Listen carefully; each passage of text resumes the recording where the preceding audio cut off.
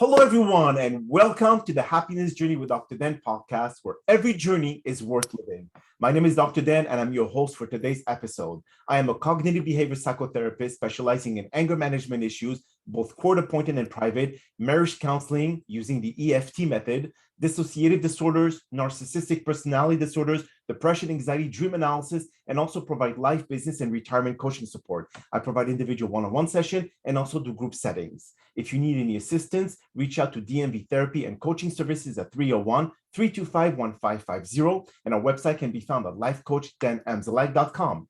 Today, I'm very, very excited to have for our fifth episode of season 6, a very special guest and licensed psychologist, Tom Glazer. And just like every of my past episode, I will leave it up to the guests to properly introduce themselves, and no one can do a better job. Tom, the floor is yours, my friend. Thanks for having me, Dan. It's so good to be with you. So yeah, like you said, I'm a licensed psychologist. I also do some personal kind of life coaching, and I'm now in private practice. I'm actually working out of a yoga center. And so that's really fun, right? The integrative work. I'm really all about that holistic approach. And so, yeah, pretty similar to you. I do all kinds of psychotherapy, mostly one-on-one, and I work with some couples. I'm not doing groups anymore. Boy, I loved doing the group psychotherapy work back in the day. What else? I'm an animal lover. I love the desert. We live most of the year in Minneapolis, but now I'm in the Southwest in Southern California. So sunny and palm trees, and yeah, living the dream here. So tell me, Tom, I would say, so I would call you Dr. Glazer. What? Tom is fine, please. Let's stick to Tom. Okay, perfect. So what, I know we've discussed a little bit about what topic we're going to cover in this podcast, but we've agreed on trauma and either PTSD, and what can people do to be able to either manage their trauma or find ways or tools to be able to alleviate the symptoms that are recurring caused by trauma. So if you could share this with us, I'm sure that a lot of our listeners are going through some either childhood trauma or any recurring trauma that they have right now. So if you could share this with the listeners. Absolutely. So we're going to cover a little bit about trauma, but I mean, to me, the energy, the spark is in the recovery, right? Helen Keller has that great quote, although the world is full of suffering, it's also full of the overcoming of suffering, which we now are calling resilience, right? That's kind of the biggest buzzword now. So I will, of course, cover a little bit about trauma itself in my own personal experience with all that, but I really want to focus on that second part, the resilience part. So I'm getting up there. I'm beginning to glimpse retirement even. So this probably is different, I'm just assuming, than in your training, Dan. Back in my training, the word trauma was never even mentioned. So this was in the 80s. We were just, as a field, barely beginning to learn what trauma was and how common it is, particularly in our work as psychotherapists. And we, sadly, I guess, have veterans of wars to thank, essentially, for illuminating what is trauma and how does it affect people. And then we learned that it's not just those, really extreme experiences, like a natural disaster or war or sexual assault or rape. There are many other forms of trauma. So it's actually far more common than we knew. So I kind of evolved. So again, I come out of grad school not even knowing the word trauma, and just slowly over time recognized that, again, just personally, there were times when I would be reactive in certain situations that would remind me of the traumatic experiences So for instance, in the face of someone extremely angry and blaming, right, calling me names or, pointing their finger in my face, that kind of thing, I would really freeze up. And again, at the time, I didn't have language for this. I just knew, I just felt my heart pounding, and I felt stuck. I felt paralyzed. So it took years to even put language to that, to name it, let alone realize kind of what to do about it. So what we know now is it's in those kinds of situations. So again, I said, someone's calling me names, they're verbally attacking me, they're sticking their finger like really near my nose, they're blaming me, saying how awful I am. So that's called a trigger. I mean, and it's bad, right? It's bad on its own. That's not a good experience for anyone, right? Right? That's not a kind, good way to be in the world, right? We don't want to encourage people to do that. But there are people who don't have a traumatic history, who know it's not about them, who don't have quite that same level of flight, freeze, or fight that I did, who can say, hey, back off, buddy, that you're not acting okay. They can see this is about you pointing your finger at me. This is not about me. Whereas me, I couldn't do, I can do that more now. But back in the day, I had no idea. I thought, oh, this person is telling me I'm awful, I'm bad, I must have really screwed up. I would blame myself. So this comes from my own personal history in two main places. So particularly in junior high, but even into high school, I was, to call it bullying would be, calling it mild. Now I would call it abuse. So I was publicly shamed. I was called fag and hard, much worse things than that, for appearing too effeminate. And so there was that in school. And then predating that even was some dysfunction in the family. So I had one, and both my parents they've since passed. Good people. From the outside, we would look like just, you're really standard, well-functioning family. So, fairly stable financially, and, some privilege even. But behind closed doors, I had what I would call a rageaholic parent. Oh, So my mom could explode at the slightest thing, and you never knew when she was going to get furious, because we left one pan with a speck of gravy on it, say, or so. Or if we woke her up from her nap, God forbid, you do not wake mom up from her nap. No, it's not good. I think that's for everybody, Tom. Yeah. But again, some worse than others, right? Everybody, right? But there's a way a mom can say, hey, guys, can't you see I'm sleeping? Keep it down. Or the mom can verbally attack, similar to that person I was saying. No, my mom would go for the jugular. My mom would call us names, would just, make us feel, like our self-esteem. I say ours because this wasn't just me. It was, there were 4 siblings, or 4 altogether. Make us feel horrible about ourselves. She wasn't saying your behavior isn't working for me. She was saying you are a piece of shit for doing what you just. Those are very different messages from a parent, right? Or from anyone. Again, There was no preferential treatment between siblings, or it was mostly you being attacked. well, it's mostly no preferential treatment. Yes, I would say there was some preferential treatment, but generally speaking, no. So that it's not worth going into all those nitty gritties. Generally speaking, it was all 4 of us. Yeah. So was your mom dealing with anger management problems? Obviously, it seems like she was, but was there specific triggers that you knew throughout the time on how to not elevate her sense of anger so she would respond more aggressively? Well, I tried to keep the house really clean. I tried to be really, really, really good. I tried to not do anything Okay. that would cause attention to myself or to upset her. Now but that's impossible, right? I'm a human being. I Yes. make mistakes. So it sets up this unrealistic standard, Mhm. and we call it now unrelenting standards. That's what we call a schema.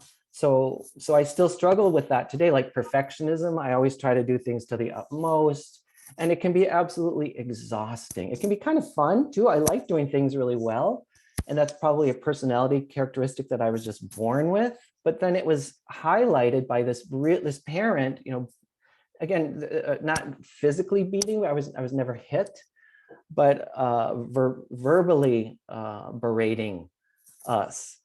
So then I get this. Oh, go ahead. Were you going to ask something? Yes. So would you say that you were more affected, Tom, by her anger bouts versus your other siblings? And this is the reason why you became perfectionist? Well, I came into the world as a highly sensitive person, Yes, I was about right? to ask you that question. The next one. That's why I asked you Yes. that. So I may have been more affected. That said, how do you really distinguish? All of us have been affected in our own ways. Um, but yeah, I am definitely an HSP, a highly sensitive person. So in a way, it is more damaging to a highly sensitive person, because again, we are already hardwired to try to be really careful, to try to be conscientious, and we take things really deeply. So it went super deep in me. If she was exploded, I felt really unsafe, super unsafe, and I felt unseen and unappreciated, because here I am trying to do everything I can to please her, and it still doesn't work. So it feels like just this impossible, you know. Would you say, because it's interesting that you mentioned the HSP, because I actually had a guest who came to the show and we discussed about the HSP and the different spectrum of it. Would you did you take that highly sensitive personality with you and expect others to be as perfectionist as you would, or else you would lose your SHIT kind of thing? Sure, there's a little bit of that. Yes, that's very common for anybody with perfectionistic tendencies. And when you are raised with a parent with these kinds of attributes or behaviors, you can't help but absorb it a little bit, right? So this is something that came to me, I don't know how many years ago, a long time, but that really has helped with my shame. So yeah, there are times when I have lost my SHIT. Is it okay to swear on your program? And yes, as long as you don't use the other negative We can actually say the word. And thank God that I eventually learned that, oh, it's so common, if not universal, that if you have that all of us mimic our parents. It's nearly universal from what I can tell. We mimic our parents, particularly in times of stress. We don't want to, none of us wants to do it. We want to be better than our parents. And most of us eventually are, is what I believe. It's what I see. But yes, I do have sometimes unrealistic expectations of others. And sometimes it does make me really mad. I've come a long way with that, though. I'm way better.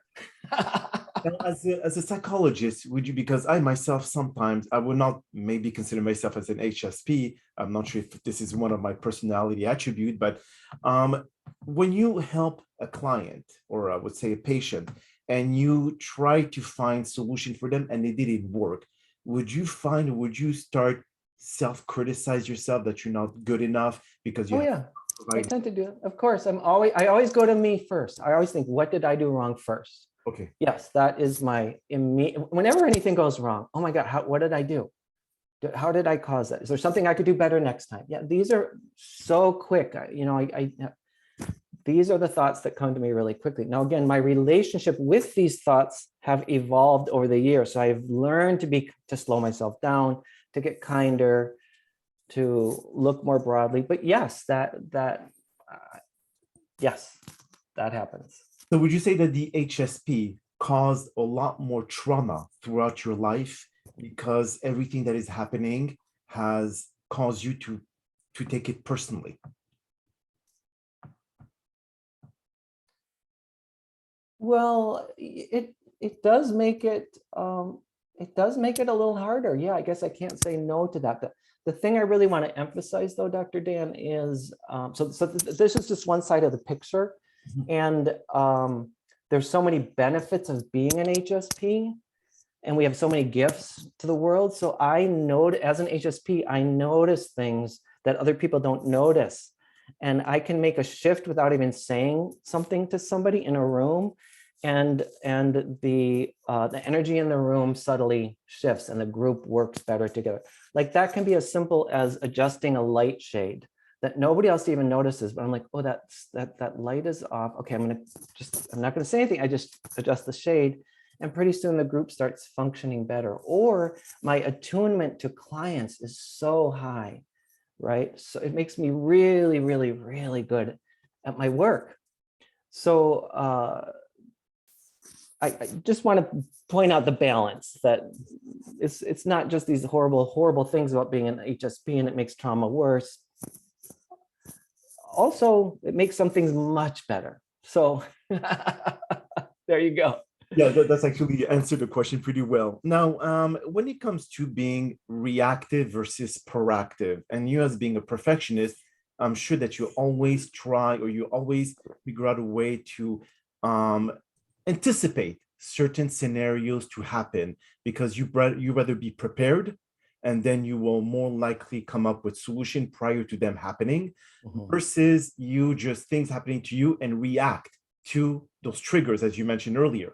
Being proactive, do you feel that that may alleviate certain signs of trauma because Yes. more of what can happen to whatever triggers? Yeah, absolutely. Of course, definitely. And this does get us into that realm more of resiliency, right? So the better I am at my self-care, and this is true both as an HSP and as a trauma survivor, that I've learned to take really, really, really good care of myself. So I get really good sleep. I move my body every day. I spend as much time with beings, so I mean people and animals that I absolutely adore and that I feel loved by.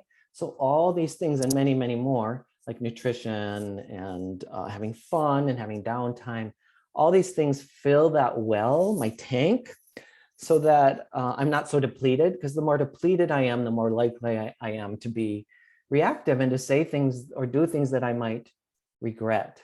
Absolutely. So that's a huge part of trauma recovery and being an HSP is knowing myself and honoring myself and not being overstretched whenever possible. This is hard for me too, because I'm also a fire sign and I'm very, very passionate and there's so much I want to do in the world and I see all these needs in the world and I feel a calling to do what I can. But I'm just one person and I also need that balance. So it's very tricky and I constantly, do overstretch myself a little bit and then pull myself back. It's always this yin and yang kind of thing. But I would say the number one out of all those things for resiliency with trauma is it's the community piece. It's finding people who are safe. Okay. And start with just one person. So, well, and let me just personalize it. So a turning point for me was I did a postgraduate 2-year training program in Gestalt therapy, which is very experiential. And so we were in, it was a training group. So we were learning to be group psychotherapists ourselves. But it was essentially, they call it a process group. So we process real things that would come up for us. So it's not a therapy group, but it acted much like a therapy group. And there were 2 senior therapists in the group leading us through. And we would, at the end of the group, we would always talk about, so what did the therapists do and what can we learn? So anyhow, that's the setup. I will never forget divulging in that group one of the incidents of trauma from junior high school. And just having a group of caring, loving people really listen attentively. I could tell they were really, the eye contact was good. They're leaning in, they're quiet. And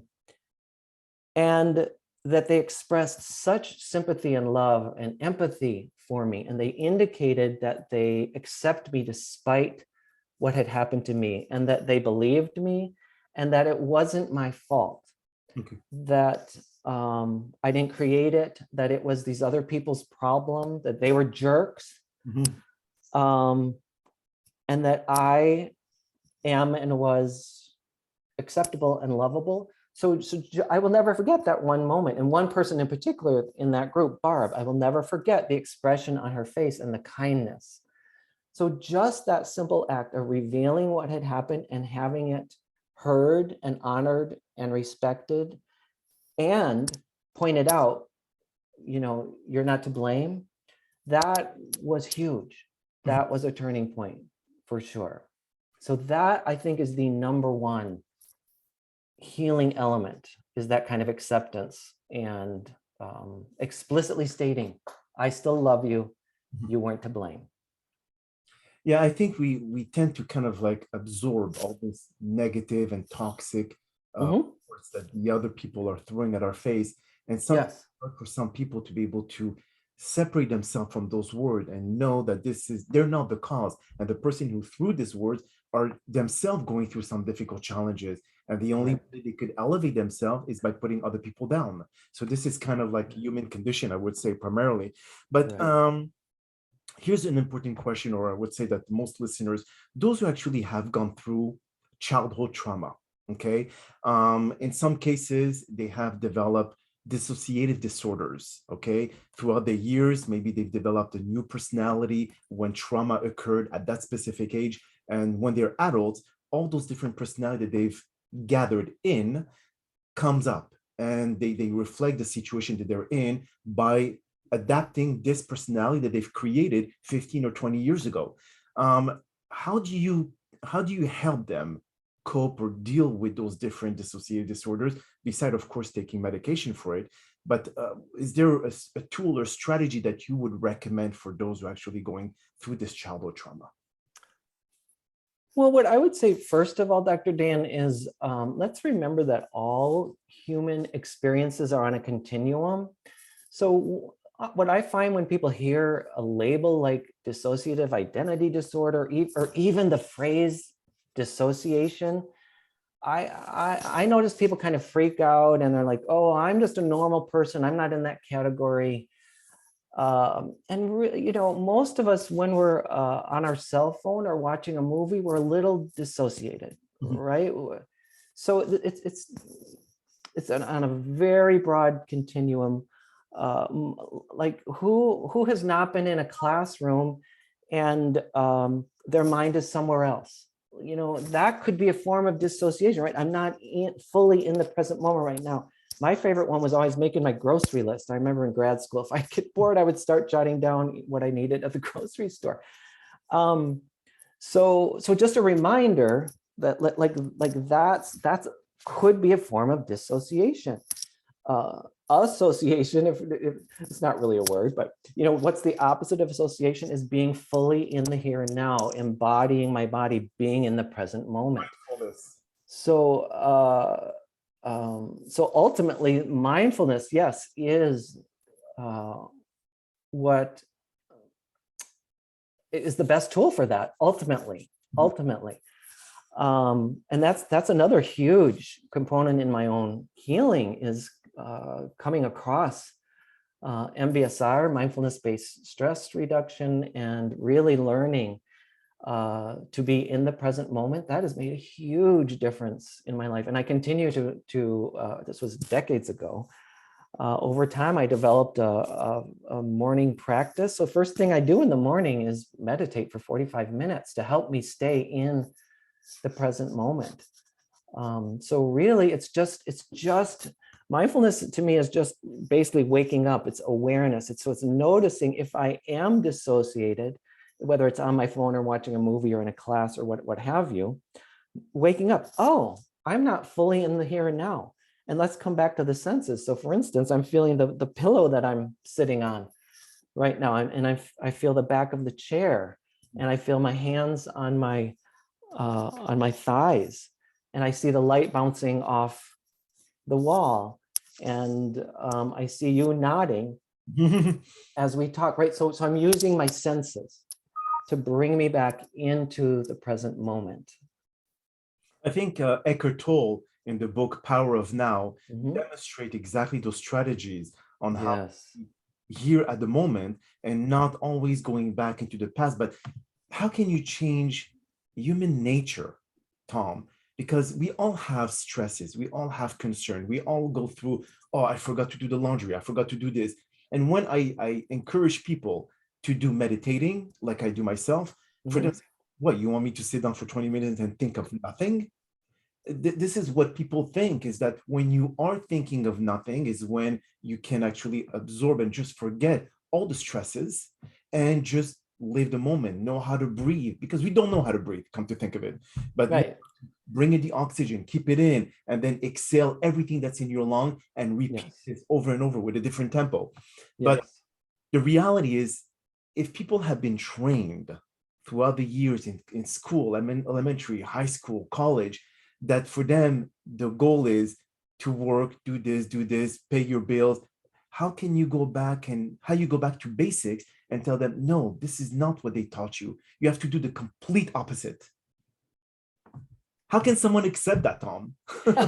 Well, they might not. I can't convince someone who doesn't want to be convinced, right? There are people who make that choice, and that's their prerogative.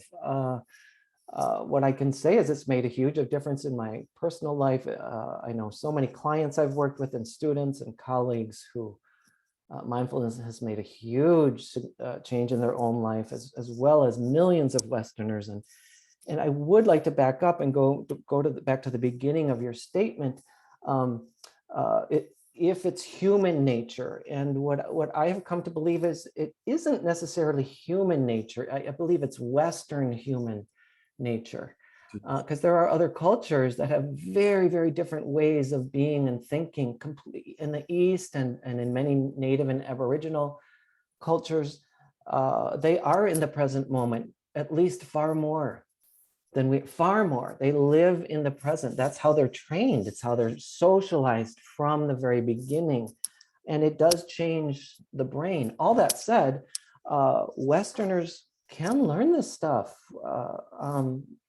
Millions of people have taken MBSR and similar classes.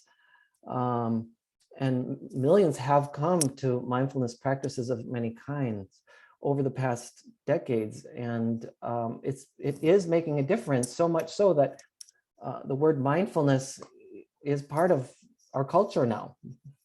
But when you're being bombarded by in social media with Mhm. the fake lavish lifestyle that people are living, and they show, Mhm. hey, this is my private jet, this is this. So that for those who are actually watching those reels, whatever it is, they're being, I mean, they're being pushed to think that, so my life is not good enough. My life is not this. So that pushes them to be able to take affirmative action and stress themselves even more because they cannot reach the goals that what they see on Instagram or TikTok or all the other, like social media.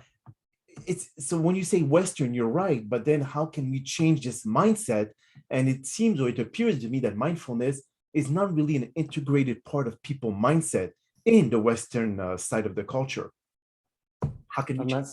Unless we work on it, though, right? So yeah, so back to awareness. Oh, I'm spending X number of minutes or hours. For many of us, it's hours now on our devices. Correct. So waking up and aligning with our values, does that serve us? Is that really helping me reach what I want to do in this lifetime? If so, go for it. If not, you can make a change. I will tell you, I am mostly, not 100%, but I'm mostly on a social media fast and have been now for many months. I still promote a little bit my own work here and there on it, but I'm not doing the scrolling I was doing, and I don't miss it.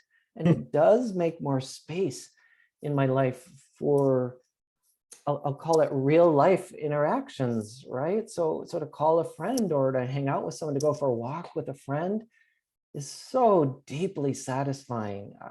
I just feel better, and um, it gives me more time to do other things that I want to do, like write or play pickleball. Mm. Now, to finalize, Tom, what is your, as an expert and as a licensed psychologist, your opinion on the metaverse? How is that going to amplify the lack of mindfulness that people can live their life in if they're putting now themselves in a virtual world that does not exist? Boy, I don't really know what to say about that. It's very possible it could make things worse. Is it possible it could make things better? I guess I want to have an open mind because I don't really know yet. I guess it's possible, although I'm highly skeptical, as I'm sure you can hear in my voice. Absolutely. Yeah, I really believe in getting out there into the real world. Is there a place for these devices? I don't see why not. They can be very useful. They're certainly fun. They're certainly very compelling, and they certainly have helped us um, communicate about some really important things. Um, they've also made a lot of things really a lot worse. Divisiveness is far worse since social media, and I do believe that's not an accident. So I'm highly skeptical. Again, I'm not totally opposed to them. If it's really fun for you, go for it. Bring as much mindfulness as you can. Be skeptical. Be really careful. But yeah, I think it's dangerous. I think hazardous. It could be hazardous to our health. Oh, it certainly can. It's just like Yes. Wachowski brothers, now sisters, from The Matrix in 1997, they really were spot on. Now, people are Yes. reconnecting inside to the Matrix, and they all took the blue pill instead of the Yes. pill to be able to get out and start living a real life. So, on Yes. that note, that is all the time that we have for today's podcast. And I really do appreciate, Tom, for you taking the time out of your very busy schedule to join us. And thank you again for participating and inspiring our many listeners with your incredible story. Now, we hope that you have all enjoyed today's episode, and I'm also very excited about the many upcoming guests that we have scheduled for season 6 of the Happiness Journey podcast, filled with inspirational stories just like the one that you listened to today. Now, here are some concluding words of wisdom. The only way that we can live life is if we grow. The only way we can grow is if we change. The only way we can change is if we learn. And the only way we can learn is if we are exposed. And the only way that we're exposed if we throw ourselves into the open. And by putting ourselves into the open is when we experience life. Staying stuck in your internal cocoon because it is a safe place to be won't allow you to live your life to the fullest. Stop imprisoning yourself and get out. We have been forced by the government doing that for the past couple of years during this pandemic. So it is time for you to get out of your shell and start living. Trust me, there's a lot to see out there. My name is Dr. Dan Amzalag, and you may all keep pursuing your amazing journey in life.